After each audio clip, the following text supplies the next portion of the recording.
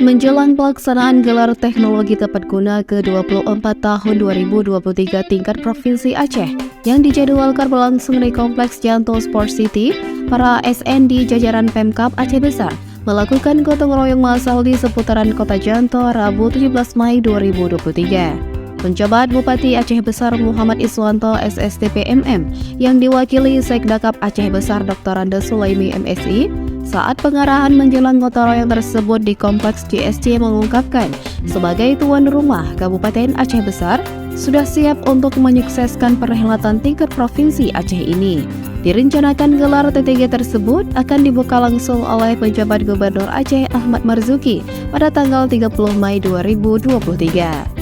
Selain dilaksanakan di Kompleks JSC, gotong royong juga berlangsung di Wisma Atlet Kota Janto, Gedung PKK Kota Janto, Papelkes, dan Kompleks Disnaker Trans Aceh Besar. Sekdakap Aceh Besar kembali mengajak seluruh jajaran OPD beserta seluruh stakeholder serta masyarakat untuk bersama-sama mendukung dan menyukseskan kegiatan gelar TTG ke-24 tingkat Provinsi Aceh yang dilaksanakan sejak 30 Mei hingga 2 Juni 2023. Dalam kegiatan tersebut akan tampil stand dari berbagai kabupaten kota se-Aceh yang dipusatkan di Kompleks JSC yang pada tahun 2018 lalu dijadikan lokasi utama pelaksanaan Pekan Olahraga Aceh atau PORA ke-13.